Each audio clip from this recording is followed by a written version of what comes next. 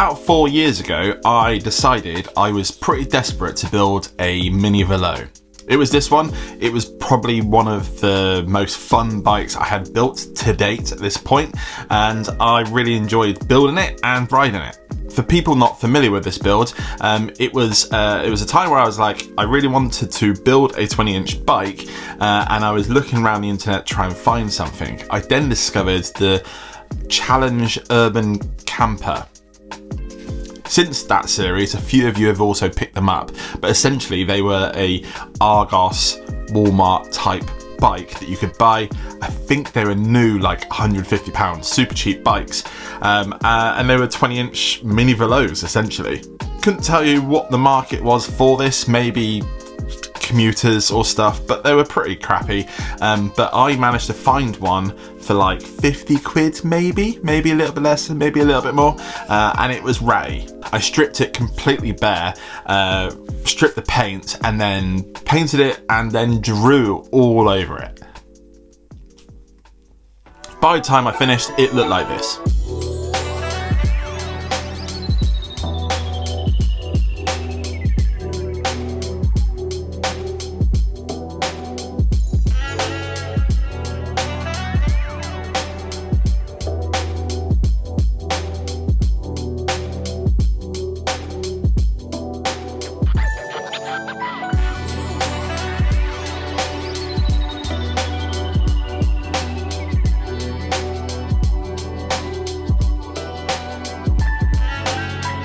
And I was super happy with it. Those videos did very well, and really randomly and kind of a coincidence, they are currently doing really well. There's lots of people seeing them at the moment, which is kind of nice.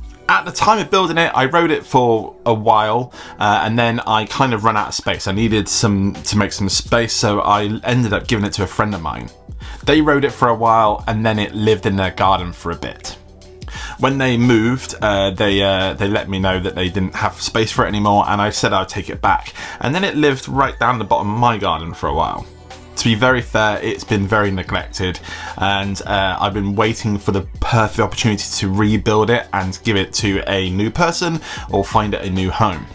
Today we're going to rebuild it, get it rideable again, but there's a little bit of a twist to it, because I am going to enter it into the Apocalypse build-off competition at Bespoked this year. For people that don't know what that is, last year I entered it with Stayer and we built this cargo bike. It was a little bit of a last minute put together thing, so it was kind of awesome, but didn't kind of fully function the way I wanted to, and I didn't do too well in the race.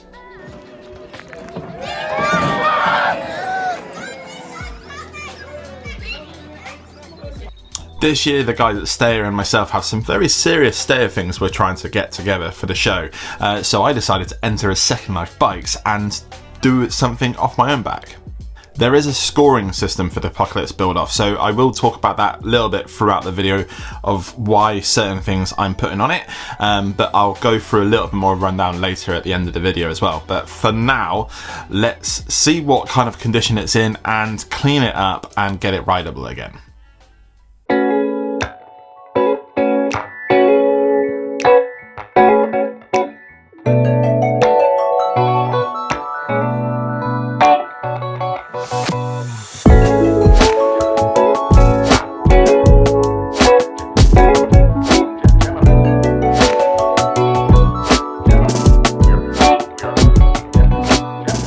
Now, full disclaimer, because I'm kind of ashamed really showing you this, but it looked pretty much like this when I received it back from the person I gave it to. They couldn't ride it for various reasons, and it just lived in the garden. I should have picked it up sooner, but yeah, by the time I got it, the chain was nearly like this already, and then the time it's been in my garden, it's got this bad, which is bad. I've even been scavenging parts off it, like this brake caliper adapter that came off and went on something else. But also, look at the state of these things. Yeah, it's gonna need some work. It's that the pedal works okay, I guess, but we're gonna have to do something about this. Part of me kind of wants to try and save this chain and like make it good again, but like, let's be realistic here, it's super crappy, so let's just move past that and just get this rideable again. That being said, I do want to try and use only parts that I have available. If this is the start of the apocalypse and I don't have all the nice shiny bikes I have out back, then how am I gonna build this bike up? What parts I'm going to use? So very much trying to do a parts bin build here and try and clean up anything on here that I can. The gear ratio on this bike is awful, so I did buy a bigger chainring for it ages ago when I first decided I was going to actually rebuild this, so we do need to change the chainring on here.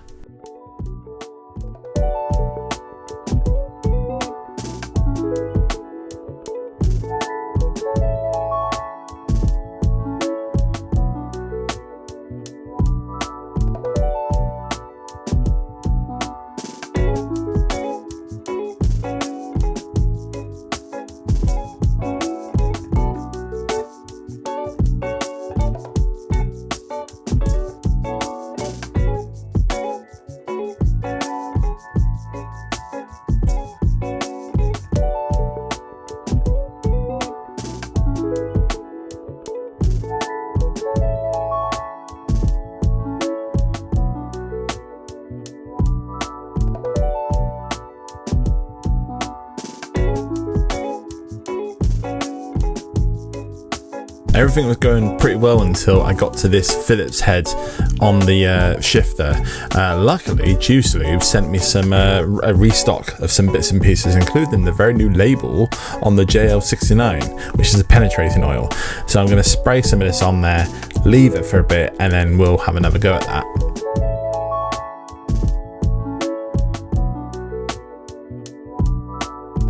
In a very true expert fashion, I rounded the Phillips head off before I put the oil on, so there's nothing there anymore, so I ended up using these grips and it worked reasonably well, so that was good.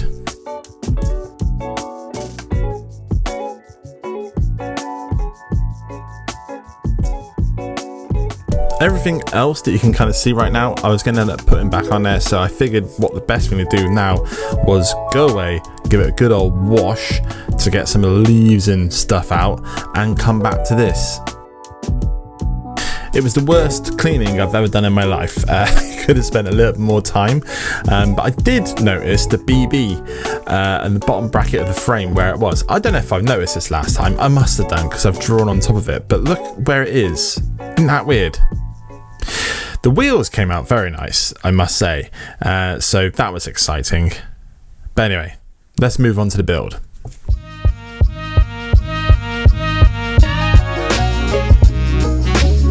One of the things I really wanted to do was change the bars, not for any other reason the fact that I thought it'd be nice to put some silver ones on there, and for no other real reason the fact that I've had these brand new BMX bars sat in the shed for years and years.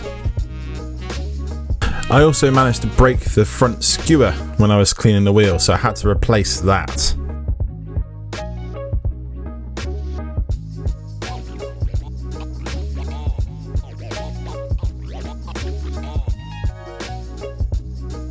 Because the new bars are slightly taller, I thought I'd change the stack height on the spacers. In that moment, I looked down the head tube and saw the biggest spider you have ever seen. So I needed to evacuate it from its premises. Oh my god. For people wondering, it's called a false widow. We get them here in the UK. They kind of suck if they bite. It's not that bad. They ain't gonna kill you or anything like that. But I've never been bitten by one, and I don't want to be bitten by one.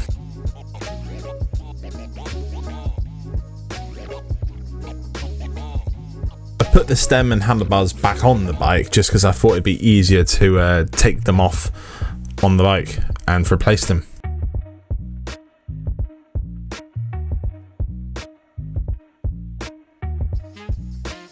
Remember I said the gearing was terrible on this bike? Well, I bought a chainring ages ago. This one, it looks kind of cool. This side not as much, but it's fine. But the problem I'm having is it's bloody 4 bolt in it.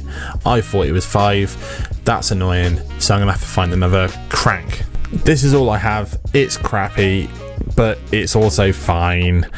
It's not very cool, but it will make the bike go forward, and that's what we need it to do. So we're doing that. One other thing, this BB is knackered. It makes a really horrible sound when you put any weight onto it.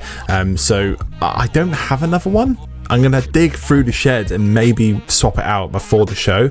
But for now, it's just it again. It'll make the bike go forward, and that's the goal. Luckily, the chain that I had just lying around was the correct size, so that was good. And the derailleur that I'm going to use is this little bad boy.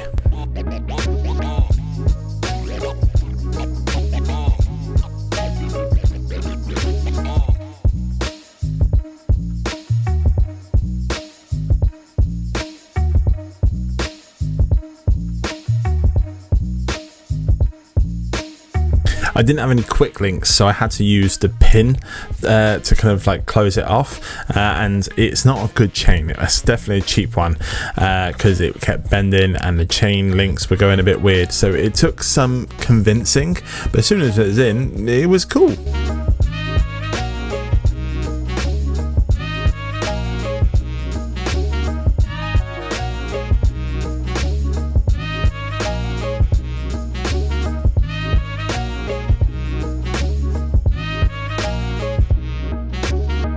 You've probably spotted throughout this video that this bike actually has the warning "this bike was made for fun" sticker on it. It's probably the definition of the type of bike you would be riding if you were using this sticker, or the sticker you'd get this bike for. Huh? The point I'm trying to make is the fact that at the time of making this video, they're completely out of stock. By the time you watch this video though, they'll be back in stock.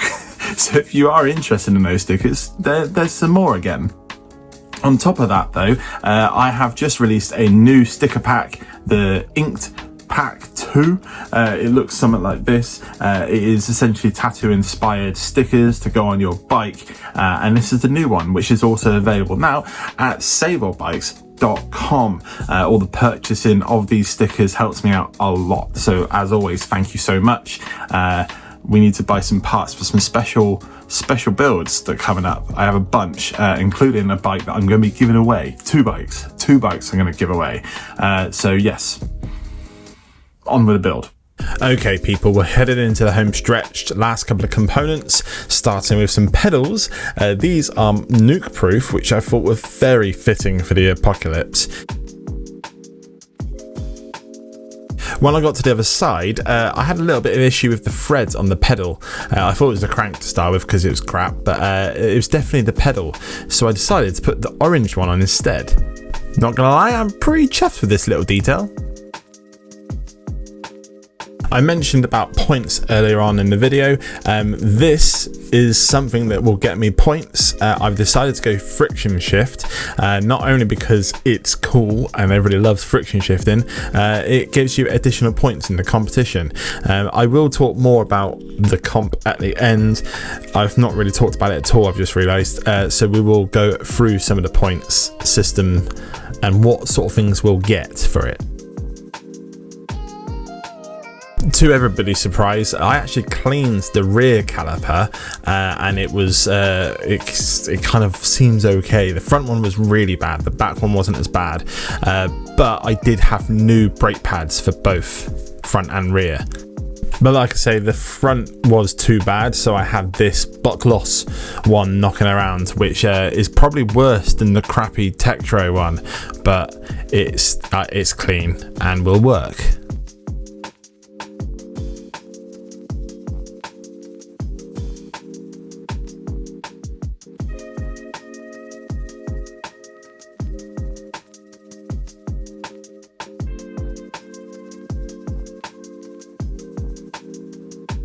Luckily, I have a bunch of these XT derailleurs knocking around so I can pull parts off them when I realise stuff's missing. I don't know if you've spotted what's missing currently, but there's something not holding the cable.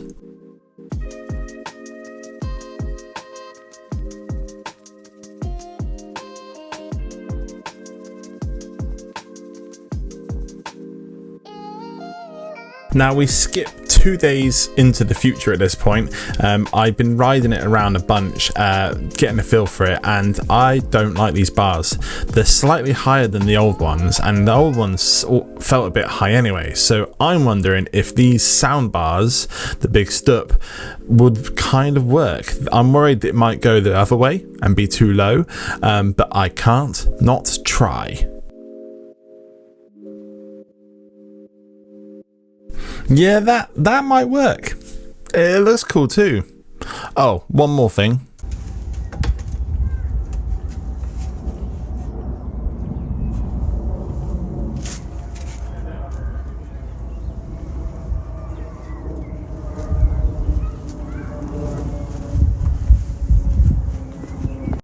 Should we go look at it?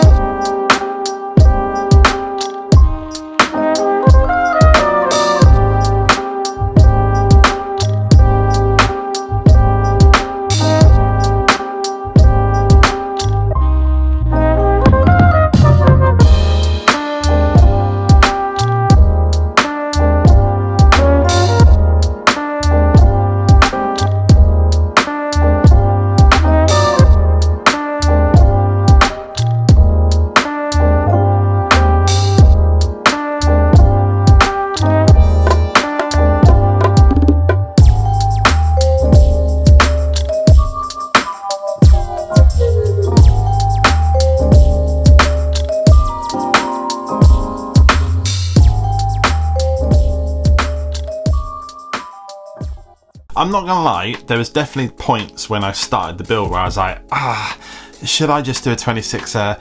Like, this is really smashed up. Like, is it gonna be worth it? I don't know. But as soon as I finished it, and especially when I put the different bars on there, it just felt fun. It just felt like it was gonna be a good bike. Like, I'm not looking to win the Apocalypse build off. Like, I know there's gonna be some insane bikes. I've not got a chance. That's okay. But I wanted to build something that people were going to be like, that's fun, and maybe have a go on it and think it's cool. That's it. And I think it is it. It is it. On the note of the points and the winning and stuff like that, it's still worth thinking about what we've done and what we still need to do.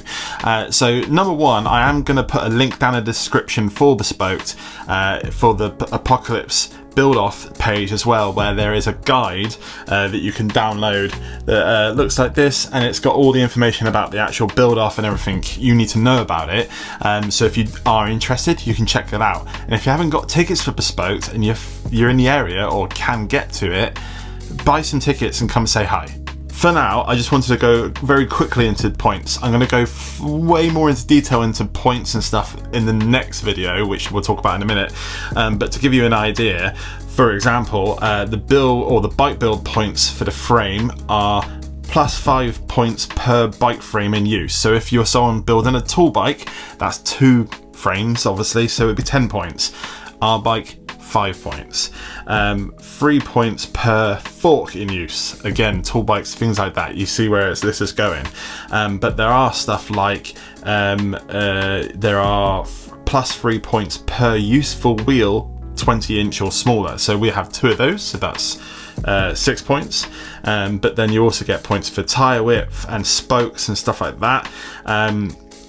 Drivetrain, gears, so anything that is 3, 4, 5, 6, 7 or 8, you get 6 points, but minus points for every gear below 3 or above 8, and points for friction shifting, which is why we got that.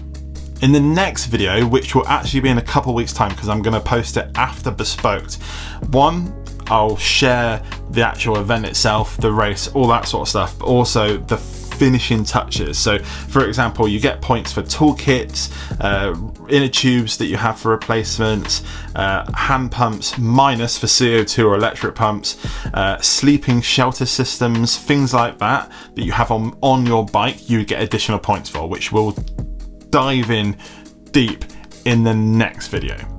So I would be interested in your ideas for the bike going forward. Like, I'm not going to be finishing this now for a week or two. well, a week probably. So if you do go onto the Bespoked website, download this guide and have a little read through, and you're like, oh Craig, you should add this, help me out, because I know there's going to be some great people on this build off, and they're going to have some insane bikes, so any help I can get, please help. Well, I think that pretty much rounds it up for today, at least. Again, the bike came out dope. I like it. I like the way it rides, and we'll see how it goes. I'm going to be pretty busy now for the next couple of weeks, because there is Cargo Fest at Stayer Cycles, which is this thing here. Cargo Fest is essentially a big celebration of all the cargo bike modifications and such. You'll be able to see my one that I'm building currently for the very first time at that event. There's also going to be the Shed Bike Showcase, which is essentially a show and a shine judged by me. And it is kind of like you're going to get more points for if it's like something you're riding, commuting all the time with and stuff like that. There'll be prizes and stuff. There'll be some brazing or live demos inside the workshop. Food, beer, endless amounts of stuff. So if you're in London on the 18th, come to that. But then the following week is Bespoked, so I'm going to be jam-packed, but I'm currently building a couple of things, so there probably will still be build videos around and stuff in between. So if you want to keep up with all that stuff and you haven't subscribed to the channel yet, this is your time. That's the button there. Hit subscribe. It helps me out a bunch, and it's absolutely free. And if you can't wait until the next video, that one up there is a particularly good one.